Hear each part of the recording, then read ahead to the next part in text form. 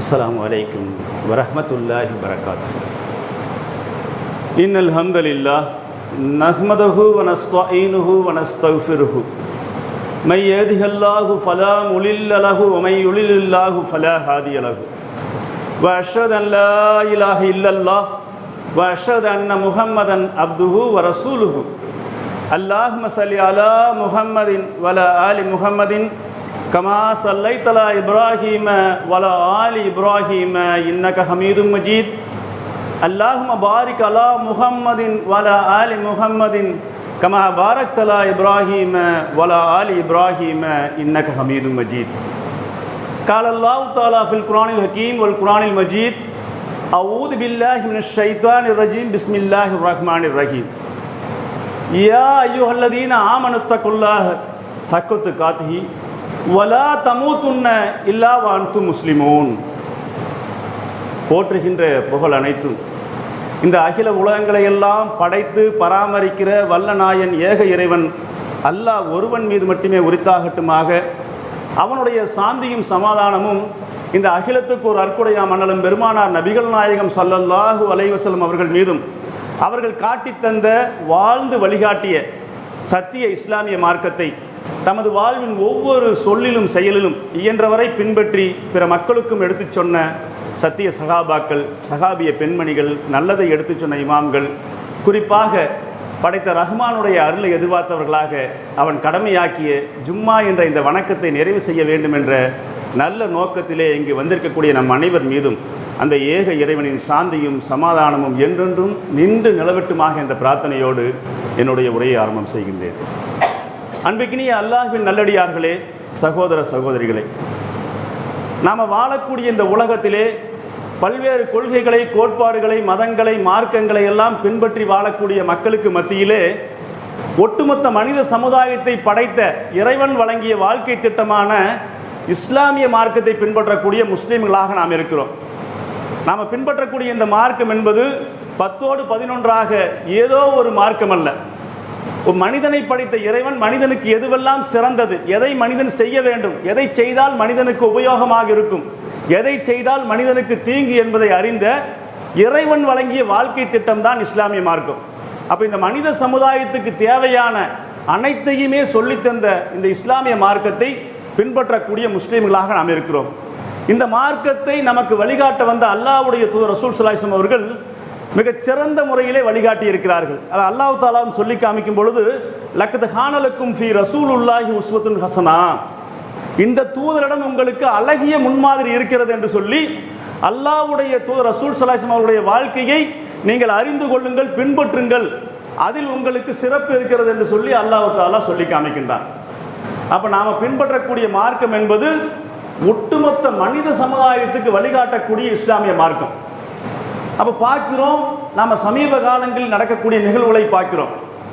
ஏராளமான பிரச்சனைகளை இந்த மக்கள் சந்திக்கக்கூடிய நிலைமையில் இது அத்தனைக்குமே இஸ்லாமிய மார்க்கத்தில் தீர்வு இருக்கிறது என்பதை புரிந்து கொள்கிறோம், அறிந்து கொள்கிறோம். உதாரணத்துக்கு சொல்ல வேண்டும் என்று சொன்னால், சமீப காலமாக மக்கள் மத்தியிலே பேச்சில் இருக்கக்கூடியது என்ன? சிறுமிகளுக்கு எதிரான பாலியல் வன்கொடுமை. நம்ம பக்கத்தில் இருக்கக்கூடிய கோயம்புத்தூரில் 10 வயது சிறுமியை 2 வாலிபர்கள் கடத்தி சென்று அவர்களை பாலியல் வன்கொடுமை செய்து குளக்கரைகளை வீசி சென்ற, கொன்று குளக்கரைகளை வீசி சென்ற சம்பவத்தை பார்த்தோம். அது கேட்கும் பொழுது தமிழகமே கொந்தளித்தது. நாமெல்லாம் அதற்கு எதிராக, அது மாதிரி நிகழ்வுகளுக்கு எதிராக ஆர்ப்பாட்டங்கள், போராட்டங்களை எல்லாம் நடத்தணும். மக்கள் மத்தியில் விழிப்புணர்வை ஏற்படுத்த வேணும். இது மாதிரி மனித நேயமற்ற, மனித காட்டு மிராண்டிகளாக மனித சமுதாயம் மாறிவிடக்கூடாது என்று சொல்லி மக்கள் மத்தியில் நம்ம பிரச்சாரங்களை எல்லாம் போய் செய்தோம். ஆனால் அது குறைந்து விட்டதா? அதற்கடுத்து பார்க்கிறோம், 2 நாளைக்கு முன்னால் கும்மிடிப்பூண்டியில் ஒரு 3 வயது குழந்தை, வடநாட்டுக்காரருடைய குழந்தை, அந்த குழந்தையை அதே மாதிரி பாலியல் வன்கொடுமை செய்து கழிவறைக்கு செய்யக்கூடிய இடத்திலே தூக்கி எறிந்து சென்று விட்டார்கள். அது செய்தது யாருன்னு பார்த்தா அதுவும் ஒரு பீகாரிய வடநாட்டு இளைஞர், கைது பண்ணிட்டாங்க. இதுகளெல்லாம் பார்க்கும் பொழுது மக்கள் எல்லாம் கொந்தளிச்சு பேசுகிறாங்க. என்ன பேசுகிறாங்க? குற்றங்களுக்கு கடுமையான தண்டனைகள் வழங்க வேணும், அரபு நாட்டு தண்டனை வழங்கணும். என்ன அரபு நாட்டு தண்டனை? இது மாதிரி செய்யக்கூடியவர்களை கொள்கிறார்கள். பொதுமக்கள் மத்தியில் வைத்து இன்றைக்கு கத்திகளை வெட்டுகிறார்கள். அல்லாஹ்வுடைய தூதர் ரசூல் ஸல்லல்லாஹு காலத்தில் கல்லால் அடித்து கொன்றார்கள். இது மாதிரி கடுமையான தண்டனைகள் வழங்க வேண்டும் என்று சொல்லும் பொழுது நம்ம முஸ்லீம் மக்கள் நினைச்சுக்கிறோம், உண்மையாகவே அது உண்மையாக சிறந்த தீர்ப்பு தான்.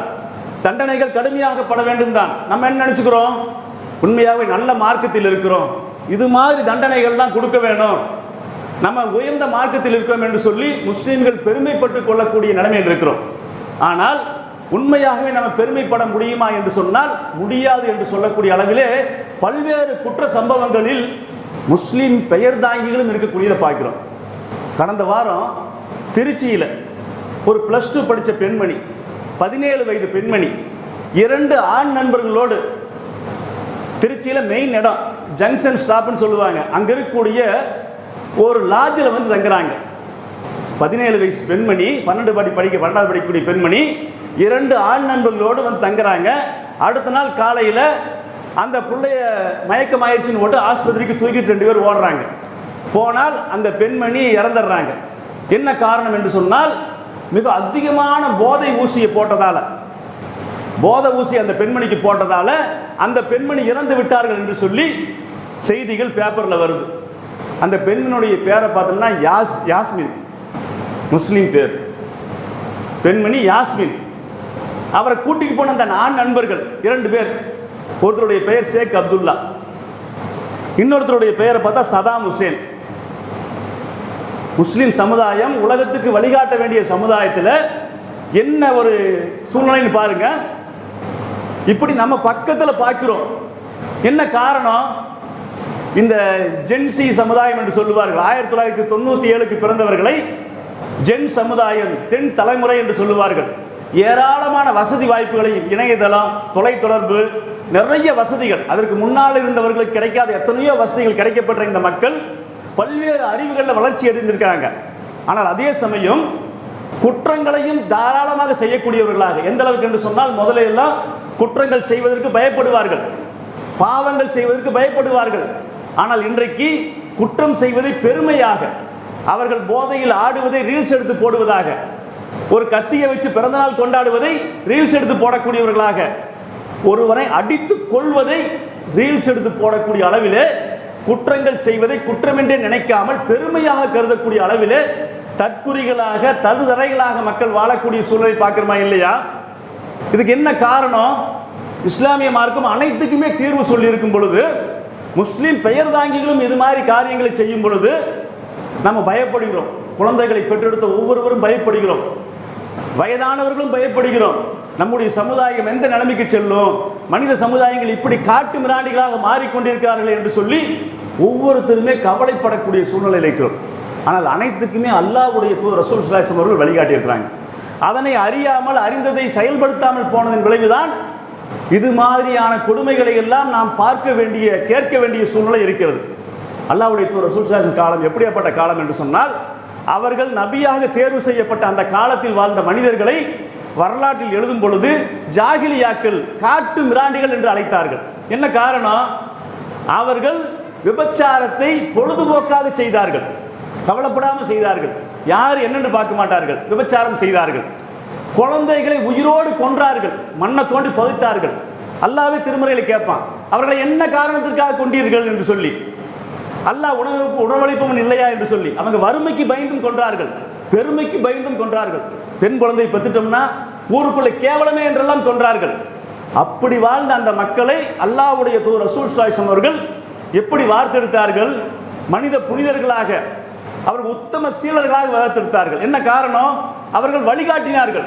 அந்த வழிமுறையை பின்பற்றியதால தான் அவர்களை இன்றைக்கும் நாம் பெருமையாக பேசுகிறோம். அவர்களை அல்லாஹ் பொருந்தி கொண்டான், அவர்கள் அல்லாஹ்வை பொருந்தி கொண்டார்கள் என்று சொல்லக்கூடிய அளவிலே அவர்கள் உயர்ந்த அந்தஸ்துக்கு ஏன் போனாங்க? அல்லாஹ்வுடைய தூதருடைய வாழ்க்கையை, அவருடைய வழிகாட்டுதல்களை தம்முடைய வழிமுறையில் பின்பற்றினார்கள். அப்போ நம்மளுக்கு நடக்கக்கூடிய இந்த பிரச்சனைகளுக்கெல்லாம் இஸ்லாமிய மார்க்கத்தில் தீர்வு இருக்கிறது, அல்லாஹ்வுடைய தூதருடைய வாழ்க்கையில் தீர்வு இருக்கிறது என்பதை புரிந்து கொள்ள வேண்டும். கடுமையான தண்டனைகள் ஒரு தீர்வாக நம்ம சொன்னாலும் அதை மட்டும் அல்லாஹ்வுடைய தூதர் சொல்லவில்லை. ஒவ்வொருத்தருக்கும் பொறுப்பு இருக்கிறது என்று சொன்னார்கள். அல்லாஹ்வுடைய தூதர் ரசூல் ஸல்லல்லாஹு அலைஹி வஸல்லம் சொல்லும் பொழுது, எல்லா குழந்தைகளுமே இயற்கை மார்க்கத்தில் தான் பிறக்கின்றன, அவர்களை அவருடைய பெற்றோர் தான் யூதர்களாகவோ நசராக்களாகவோ நெருப்பு வணங்கிகளாகவோ கிறிஸ்தவர்களாகவோ மாற்றி விடுகிறார்கள். அப்ப எந்த குழந்தை பிறந்தாலும் அது இயற்கை மார்க்கத்தில் இஸ்லாத்தில் தான் பிறக்கிறது. எந்த குழந்தையுமே குறை சொல்ல முடியாது. இவன் பிறப்பு சரியில்லை என்று எந்த குழந்தையும் சொல்ல முடியாது. அவர்கள் கெட்டு போகிறார்கள் என்று சொன்னால், அவர்கள் வழிகேட்டுக்கு செல்கிறார்கள் என்று சொன்னால், அல்லாஹ்வுடைய தூதர் சொல்றாங்க அவர்களை பெற்றோர்கள் தான் அப்படி வளர்க்கிறார்கள் என்று சொல்லி அல்லாஹ்வுடைய தூதர் சொல்றாங்க. அடுத்து இன்னொரு செய்தியில் அல்லாஹ்வுடைய தூதர் சொல்லும் பொழுது, நீங்கள் ஒவ்வொருவரும் பொறுப்பாளர்களே, உங்கள் பொறுப்புகள் குறித்து நீங்கள் விசாரிக்கப்படுவீர்கள். ஒரு ஆண் தம்முடைய குடும்பத்தாருக்கு பொறுப்பாளி, ஒரு பெண் தன்னுடைய கணவருக்கும் கணவருடைய குடும்பத்திற்கும் பொறுப்பாளி என்று சொல்லி விசாரிக்கப்படுவீர்கள் என்று சொல்லி அல்லாஹ்வுடைய தூதர் சொல்றாங்க. நம்ம இதையெல்லாம் யோசிச்சிருக்கிறோமா? கேட்டிருக்கிறோம். சிந்தனை பண்ணி பாருங்க. ஒவ்வொருத்தரும் பொறுப்பாளிகள். நம்முடைய குழந்தைகள் ஒரு சமுதாயம் சீர்கெட்டு விட்டது என்று சொன்னால் அதில் நமக்கு பொறுப்பு இருக்கிறது. நாம ஒழுக்கமாக இருக்கிறோமா? நமக்கு நாளைக்கு இதை குறித்து விசாரிக்கப்படுவோம் என்று சிந்திக்கிறோமா? சர்வ சாதாரணமாக குழந்தைகளை பெற்றெடுக்கக்கூடியவர்களாக அவர்கள் நம்மை விட உயர்ந்து வாழ வேண்டும், நம்மை விட படிப்பு உயர வேண்டும், வருமானத்தில் உயர வேண்டும், நம்மை விட லக்ஸரியா வாழ வேண்டும், அவர்களை ஆசைப்பட்டதை வாங்கி தர வேண்டும் என்று எல்லாம் சொல்லி அவர்களுக்காக உழைக்கக்கூடிய பல மக்கள் அவர்கள் ஒழுக்க சீலர்களாக உத்தமர்களாக இந்த உலகத்தில் மற்றவர்களுக்கு முன்மாதிரியாக வாழ வேண்டும், அவர்களுடைய வாழ்க்கை சிறந்ததாக இருக்க வேண்டும் என்று சொல்லி சிந்திக்கக்கூடிய மக்கள் பெரும்பாலானவர்களாக இல்லை. ஆனால் இஸ்லாமிய மார்க்கம் இது அடிப்படையாக சொல்லி காமிக்கின்றது. நீங்க ஒவ்வொருத்தருமே பொறுப்பாளிகள் தான், அதை குறித்து விசாரிக்கப்படுவீங்க. அப்போ ஒவ்வொரு நாளும் சிந்திக்க வேணும், நம்முடைய பொறுப்பை நாம் சரியாக செயல்படுத்தினோமா? நாளைக்கு அல்லாஹ்ட்ட பதில் சொல்ல முடியுமா? ஒரு பல குழந்தைகள் இன்றைக்கு எவ்வளவு சீர்கெட்டு போறாங்க. போதை வஸ்துகளுக்கு இந்த 17 வயசுக்குள்ள போனதுக்கு காரணம் என்னவென்று அந்த செய்தியிலே கீழே போடுறாங்க. அடுத்த நாள் அவங்க அம்மாவை கைது பண்றாங்க. அவங்க அம்மாவுக்கு வியாபாரம் இந்த போதை மருந்து விற்கிறதாம், முஸ்லீம் பெண்மணி. அப்போ ஒருத்தர் கெடுவதற்கு யாரெல்லாம் காரணமாகறாங்க? இந்த சமுதாயத்தில் இருக்கக்கூடிய ஒவ்வொருத்தரும் காரணமாகிறார்கள். குழந்தைகளை ஏசுகிறோம், பேசுகிறோம், சின்ன பையனுங்க எதை கேட்கிறாங்களா பாருங்க, பல குற்றத்தை செய்கிறார்கள் என்று சொல்லுவோம். எப்படி செய்வார்கள்? தமிழ்ல கூட ஒரு பழமொழி சொல்லுவார்கள், எந்த குழந்தையுமே கெட்ட வார்த்தை பேசுவதில்லை, கேட்ட வார்த்தையை தான் பேசுகின்றன. குழந்தைக்கு தெரியுமா கெட்ட வார்த்தைன்னு? எதை கேட்கிறதோ அதைத்தான் பேசும். அல்லாஹ்வுடைய தூதர் சொல்றாங்க, நீங்கள் ஒவ்வொருவரும் பொறுப்பாளிகளே, உங்கள் பொறுப்புகள் குறித்து நீங்கள் விசாரிக்கப்படுவீர்கள் என்று சொல்லிட்டு அல்லாஹ்வுடைய தூதர் சொல்றாங்க. நீங்க எப்படி எல்லாம் நடந்து கொள்ள வேண்டும் என்று சொல்லி வழிகாமிக்கும் பொழுது, யார் சிறுவர்கள் மீது இரக்கம் காட்டவில்லையோ, பெரியவர்களுக்கு செய்ய வேண்டிய மரியாதை அறியவில்லையோ, அவர் நம்மை சார்ந்தவர் அல்ல, முஸ்லீம் அல்ல என்று சொல்றாங்க. சிறுவர்கள் மீது நீங்க இரக்கம் காட்ட வேணும், பெரியவர்கள் செய்ய வேண்டிய மரியாதை அறிந்து நடந்து கொள்ள வேண்டும், அறியாதவர் முஸ்லீமே அல்ல என்று சொல்லக்கூடியது பார்க்கிறோம். வயசானவங்கள்லாம் நினைப்பார்கள், ஒவ்வொருத்தரும் சொல்லுவார்கள், உண்மையாகவே சிறந்த கருத்து, பெரியவங்களுக்கு மரியாதை செய்யல, முஸ்லீமே அல்ல என்று சொல்லி பெரியவர்களுக்கு மரியாதை அறிந்து கொள்ள வேண்டும் என்று சொல்லுவார்கள். ஆனால் சிறுவர்கள் மீது இரக்கம் காட்ட வேண்டும் என்று சொல்லி இரண்டையும் அல்லாஹ்வுடைய தூதர் சொல்லி காமிக்கிறாங்க. சிறுவர்கள் மீது இரக்கம் காட்டுவதுனா என்ன? நாம் யாராவது சிறுவர்கள் மீது, நம்முடைய குழந்தைகள் மீதோ சிறுவர்கள் மீதோ இரக்கம் காட்டாதா இருக்கிறோமா என்று சொன்னால், இரக்கம் என்பதை புரிந்து கொள்ள வேண்டும். அல்லாஹ்வுடைய தூதர் ரசூல் காலத்தில் ஒரு நாள் மக்கள் எல்லாம் இருக்கக்கூடிய சபையிலே அல்லாஹ்வுடைய தூதருடைய பேரன் ஹசன் ரலியல்லாஹு வர்றாங்க. வந்ததுமே அல்லாஹ்வுடைய தூதர் மக்களோடு இருக்கக்கூடிய அந்த சபையிலே அவர்களை பிடித்து முத்தமிடுகிறார்கள், முத்தம் விடுறாங்க. அதை பார்த்தீங்கன்னா ஒரு கிராமவாசி அப்படி அவருக்கு ஆச்சரியமா இருக்கு. அவர் சிரிச்சுட்டு கேட்கிறார், அல்லாஹ்வுடைய தூதரே, இது என்ன? எனக்கு 10 குழந்தைகள், நான் ஒரு குழந்தைக்கு கூட முத்தமிட்டது இல்லையே, நீங்க என்ன முத்தமெல்லாம் கொடுக்குறீங்க என்று சொன்னதுமே அல்லாஹ்வுடைய தூதர் சொன்ன வார்த்தை, யார் இரக்கம் காட்டவில்லையோ அவர் இரக்கம் காட்டப்பட மாட்டார்.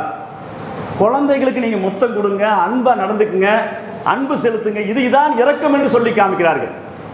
அப்படி இரக்கம் காட்டாதவருக்கு அல்லாஹ் இரக்கம் காட்டப்பட மாட்டார்னா என்ன அர்த்தம்? அல்லாஹ் உங்களுக்கு இரக்கம் காட்ட மாட்டான் என்று சொல்றாங்க. இது சிந்தனை பண்ணி பாருங்க. நம்முடைய குழந்தைகள் முன்னேற வேண்டும் என்று பலரும் பல இடத்துல சேர்த்துவார்கள், பல டியூஷன் வைப்பார்கள், பள்ளிக்கூடத்துக்கு அவர்கள் செல்வதற்காக தம்முடைய வாகனத்தில் அழைத்து கொண்டு விடுவார்கள், அவர்களுக்கு டயத்துக்கு போய் உணவு ஊட்டுவார்கள். இதுவெல்லாம் போதுமா? அவர்களுக்கு ஒழுக்கத்தை ஊட்டினார்களா? அவர்கள் மீது அன்பை காமித்தார்களா? அவருடைய கவலைகளை கேட்டறிந்தார்களா? நேரம் ஒதுக்கினார்களா? இதுல எல்லாம் குறைவிட்டு இருப்பாங்க. நம்ம பிள்ளைய கூட்டி போய் ஸ்கூல்ல விடணும், கொண்டு கூட்டிட்டு வரணும், சாப்பாடு வைக்கணும். இதுதான் வாழ்க்கைன்னு நினைச்சிட்டு இருக்கிறாங்க. அவங்களோட அன்பாக பரிமாறினார்களா, நேரத்தை ஒதுக்கினார்களா, தொலைச்சொல்லி அழைத்தார்களா, தொழுகைக்கு பள்ளிக்கு அழைத்து வந்தார்களா, ஒழுக்கம் எப்படி வரும்? ஆனால் இன்னைக்கு பார்க்கிறோம், பல பள்ளிவாசல் நிர்வாகங்கள் கூட இந்த குழந்தைகளை பள்ளிவாசலுக்கு அழைச்சிட்டு வர தடுக்கிறாங்க. பள்ளிவாசல் குழந்தைகளை கூட்டி வந்தால் அவர்கள் ஓடுவார்கள், ஆடுவார்கள், தொழுகைக்கு இடைஞ்சலாக இருக்கும். அவர்கள் தண்ணியை திறந்து விட்டுருவாங்க, அதை உடைச்சிருவாங்க, இதை உடைச்சிருவாங்க என்று சொல்லி நாமே கேள்விப்பட்டிருக்கிறோம். ஜும்மா உரையில கூட பெண்களே இனி குழந்தைகளை கூட்டிட்டு வராதீங்க, இங்கே வரக்கூடிய மக்களுக்கு அது டிஸ்டர்பாக இருக்கிறது என்று சொல்லி சொல்லக்கூடிய பள்ளி நிர்வாகிகளெல்லாம் பார்த்துருக்கிறோம். இஸ்லாமிய மார்க்கம் அப்படியா சொல்லுது? அல்லாஹ்வுடைய தூதர் ரசூல் ஸல்லல்லாஹு அவங்களுடைய வழிகாட்டுதல். அவர்கள் தம்முடைய பேத்தி உமாமா ரலியல்லாஹு அன்ஹா அவர்களை தூக்கி கொண்டு வருவார்கள். ஜைனப் ரலியல்லாஹு அவங்களுடைய மகள், அல்லாஹ்வுடைய தூதருடைய பேத்தி, அவர்களை தூக்கி கொண்டு வந்து பள்ளியில் அவர்களை தோளில் வைத்தவர்களாகவே தொழுகை நடத்துவார்கள். அவர்கள் ருக்குவுக்கு செல்லும் பொழுது குழந்தை இறக்கிவிட்டு ருக்கு சஜ்தா செய்வார்கள்.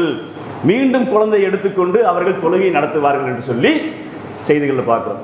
பெண் குழந்தையை, கை குழந்தையை அல்லாஹ்வுடைய தூதர் ரசூல் ஸல்லல்லாஹு அலைஹி வஸல்லம் அவர்கள் தூக்கி கொண்டு வந்து தொழுகை நடத்திய செய்தியை பார்க்கிறோம். இதையெல்லாம் அறியாமல் இருக்கிறார்கள். அந்த செய்தி ஏன் சொல்றாங்க? குழந்தை கூட்டிட்டு வர வேண்டாம் என்று சொல்லியிருந்தால் அல்லாஹ்வுடைய தூதர் சொல்லியிருக்காங்களா? இன்னும் பார்க்கிறோம், அல்லாஹ்வுடைய தூதர் ரசூல் ஸல்லல்லாஹு அலைஹி வஸல்லம் அவர்கள் நான் தொழுகையை நீண்ட நேரம் தொலை வைக்கலாம் என்று தொழுகை நின்று கொண்டிருப்பேன், பின்னால் ஒரு குழந்தையினுடைய அழுகுரல் கேட்கும். ஏன்னா தொழுகைக்கு பெண்களும் வரலாம், அவருடைய கை குழந்தைகளை எல்லாம் தூக்கிட்டு வரலாம். அப்படிங்கிற சூழ்நிலை தான் அல்லாஹ்வுடைய தூதருடைய காலத்தில் இருந்தது. அந்த குழந்தைகளை தாய் வைத்திருக்கக்கூடிய நேரமெல்லாம் அழுகாது.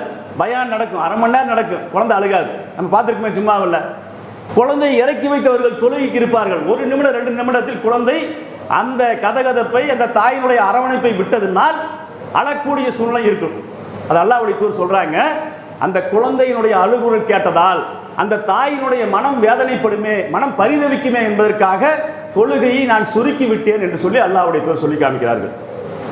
அப்போ எவ்வளவு அழகான வழிகாட்டு. தொழுகைக்கு பள்ளிக்கு குழந்தைகளை கூட்டிட்டு வரணும், ஒழுக்கங்களை பழகணும், இஸ்லாமிய அடிப்படையை தெரிந்து கொள்ளணும், அல்லாஹ்வை தெரிந்து கொள்ளணும், அல்லாஹ்வுக்கு அப்பதான் பயப்படுவார்கள். இந்த சிந்தனைகள் எல்லாம் முஸ்லீம் சமுதாயத்தில் எல்லாம் போனது பார்க்கிறோமா இல்லையா? இன்னும் பார்க்கிறோம், அல்லாஹ்வுடைய தூதர் ரசூல் ஸல்லல்லாஹு அலைஹி வஸல்லம் அவர்கள் ஒரு நாள் பள்ளியில் தொழுகைக்கு தம்முடைய பேரரோடு வருகிறார்கள். தொழுகை நடக்கிறது, இஷா தொழுகை, இரவு நேர தொழுகையிலே அல்லாஹ்வுடைய தூதர் வருகிறார்கள். தொழுகை நடக்கிறது.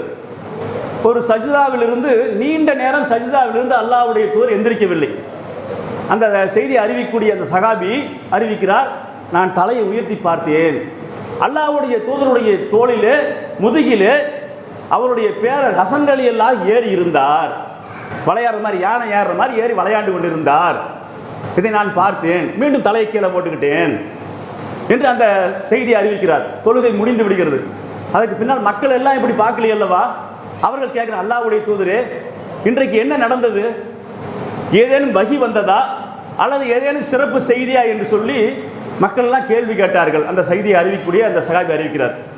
அப்போ அல்லாஹ்வுடைய தூதர் சொன்னார்கள், அப்படியெல்லாம் ஒன்றுமில்லை, நம்முடைய பேரர் இன்றைக்கு அவர் விளையாட்டுக்காக என்னுடைய தோளில் ஏறிக்கொண்டார், அவருடைய அந்த இன்பத்தை கெடுக்க நான் விரும்பவில்லை, நான் அதனால் தொழுகை அந்த நீட்டினேன், சஜிதாவை நீட்டினேன் என்று சொல்லி அல்லாஹ்வுடைய தூதர் ரசூல் ஸல்லல்லாஹு அலைஹி வஸல்லம் அவர்கள் சொல்லக்கூடியதை பார்க்கிறோம்.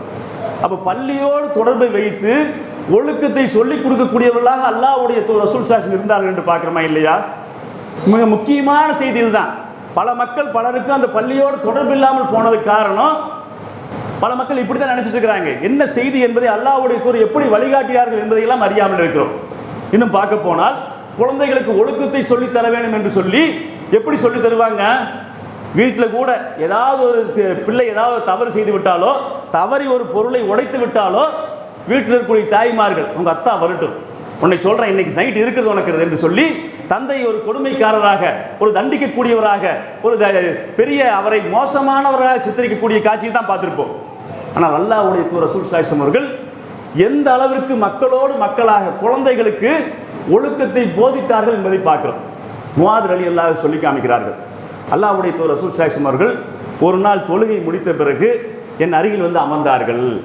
என்னுடைய 2 கைகளையும் அவர்கள் கைகளோடு பிடித்துக் கொண்டார்கள், முசாபா செய்யறமா பிடித்துக் கொண்டார்கள். அவர்கள், நான் உன்னை விரும்புகிறேன் என்று சொன்னார்கள். நானும் அல்லாஹ்வுடைய தூதரே, நானும் உங்களை விரும்புகிறேன் என்று சொன்னேன். நம்ம பாஷையில் சொல்ற மாதிரி இருந்தா, குழந்தைகள் பக்கத்தில் உட்காந்து 2 கையும் பிடிச்சிக்கிட்டு ஐ லவ் யூ அப்படின்னு சொல்கிற மாதிரி, அந்த குழந்தையும் நானும் ஐ லவ் யூன்னு சொல்கிற மாதிரி நெருங்கி இருந்து அவர்களோடு இணக்கமாகிவிட்டு அடுத்து அல்லாஹ்வுடைய தூதர் சொல்லி காமிக்கிறாங்க, ஒவ்வொரு தொழுகைக்கு பின்னாலும் ஓதுவதற்கான ஒரு துவாவை உனக்கு நான் கற்றுத்தரட்டுமா என்று சொல்லி அல்லாஹ்வுடைய தூதர் கேட்டார்கள். நான் ஆம் ரசூலுல்லாஹ் என்று சொன்னேன். அல்லாஹுமா இன்னி அலா திக்ரிக்க வ சுக்ரிக்க வ ஹுஸ்னி இபாதத்திக்க என்கிற பிரார்த்தனையை எனக்கு கற்றுக் கொடுத்தார்கள் என்று சொல்லி முஆத் ரலியல்லாஹு அன்ஹு அறிவிக்கிறார்கள். இறைவா, நான் உன்னை அழகிய முறையில் வணங்குவதற்கும் உனக்கு நன்றி செலுத்துவதற்கும் எனக்கு நீ அருள் செய்வாயாக என்று சொல்லி பிரார்த்தனை, உன்னை நினைவு கூறுவதற்கும் திக்ர் செய்வதற்கும் உன்னை அழகிய முறையில் வணங்குவதற்கும் உனக்கு நன்றி செலுத்துவதற்கும் எனக்கு நீ உதவி செய்வாயாக என்கிற பிரார்த்தனையை எனக்கு கற்றுக் கொடுத்தார்கள் என்று சொல்லி முஆத் ரலியல்லாஹு சொல்லி காமிக்கிறாங்க. அப்போ ஒரு குழந்தைகளுக்கு நாம் நல்லதை போதிக்க வேண்டும் என்று சொன்னால் அவர்களிடத்தில் இருந்து அவர்கள் கேட்கக்கூடிய அளவிலே அவர்களிடம் அன்பாக பேசி நடந்து கொண்டதை அல்லாஹ்வுடைய தூதருடைய வாழ்க்கையிலிருந்து பார்க்கிறோம். அல்லாஹ்வுடைய தூதர் ரசூல் ஸல்லல்லாஹு அலைஹி வஸல்லம் அவர்கள் பாதையில் நடந்தாங்கன்னா, இந்த செய்தியெல்லாம் கேட்டிருப்போம், பாதையில் நடந்தாங்கன்னா குழந்தைகளை பார்த்தால் சலாம் சொல்லக்கூடியவர்களாக இருப்பார்கள். இன்றைக்கு பார்க்கிறோம், நம்முடைய குழந்தைகளுக்கு, நம்முடைய பிள்ளைகளுக்கு, நம்முடைய வீட்டாருக்கு சலாம் சொல்லாத பல மக்களை பார்க்கிறோம். ஒரு முஸ்லீம் செய்யக்கூடிய பிரார்த்தனைகள் மிக உயர்ந்தது. அல்லாஹ்வுடைய தூதர் சொல்றாங்க, ஒரு முஸ்லீமுடைய சிறந்த காரியம் என்று சொல்லும் பொழுது அறிந்தவருக்கும் அறியாதவருக்கும் சலாம் சொல்லுவது. அல்லாஹ்வுடைய தூதர் ரோட்டில் போனாங்கன்னா சிறுவர்களுக்கும் சலாம் சொல்லுவார்கள். ஆனால் சலாம் சொல்வதில் ஒரு முறையை சொல்லி கொடுத்தார்கள்.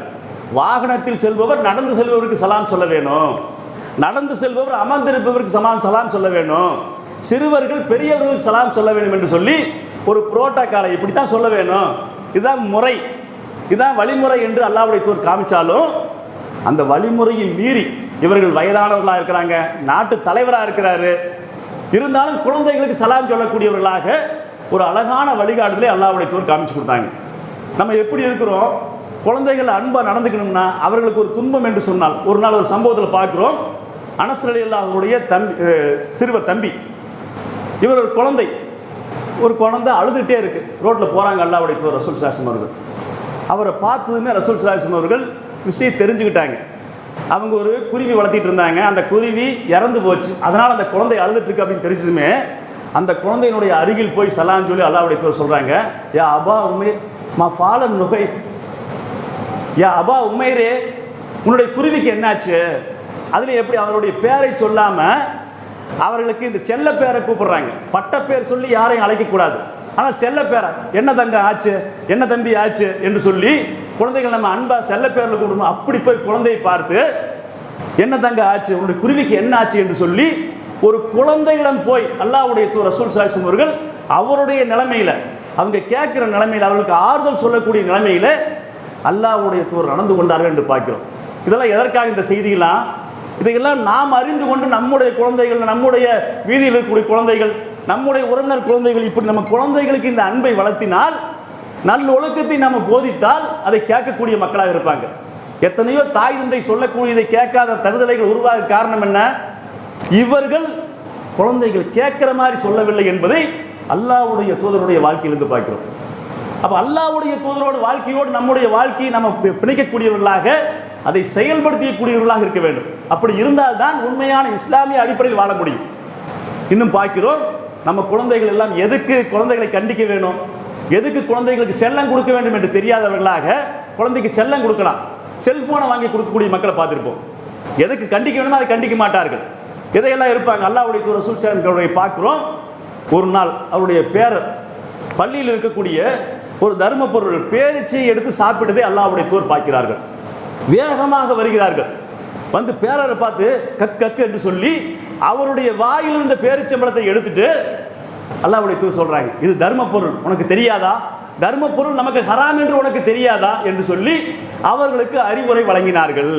குழந்தை அது சாப்பிட்டு போன்னு விட்டுருக்கலாம், ஆனால் அந்த குழந்தைக்கு இது தவறு என்பதை தவறு செய்யக்கூடிய நேரத்திலேயே அவர்கள் கேட்கக்கூடிய விதத்திலே சொல்லக்கூடியதை பார்க்கிறோம். ஆனால் நம்முடைய குழந்தைகள் எதற்கு பணம் கேட்டாலும் கொடுக்கக்கூடிய பல மக்களை பார்த்துருப்போம். அவங்க ஒரு டூர் போகணும்னா பணம் கொடுத்துருவாங்க, ஒரு பார்ட்டிக்கு போகணும்னா பணம் கொடுத்துருவாங்க, சினிமாவுக்கு போகணும்னா பணம் கொடுத்துருவாங்க. இது யாருக்கு எடுக்கிறாங்க? தீய நட்பு, தீய பழக்க வழக்கங்களுக்கு அது உபயோகமாகும் என்று சொன்னால் அந்த இடத்தில் தடுக்க வேண்டும் அல்லவா, அந்த இடத்தில் தடுக்க மாட்டார்கள். அவர்களுக்கு அவசியமில்லாத வாகனத்தை கேட்கும் பொழுது வாங்கி கொடுப்பார்கள் பெருமையாக. அது தேவையா, எதை தேவை என்பதை செய்ய வேண்டும். அவர்களுக்கு ஒழுக்கத்தை போதிக்கக்கூடிய முறையில் போதிக்க வேணும். தவறுகளை கண்டிக்கக்கூடிய விதத்திலே, அவர்கள் கோபிக்காத அளவிலே, அவர்கள் கேட்கக்கூடிய அளவிலே, இந்த சம்பாதிப்பதெல்லாம் உங்களுக்காக தான், உங்களுடைய வாழ்க்கைக்காக தான் சம்பாதிக்கிறோம், உனக்கு நல்ல காரியத்துக்காக நீ 1000 கேட்டாலும் கொடுப்பேன், அநியாயத்துக்காக 10 பைசா செலவழிக்க மாட்டோம் என்று சொல்லி எத்தனை பெற்றோர்கள் சொன்னார்கள்.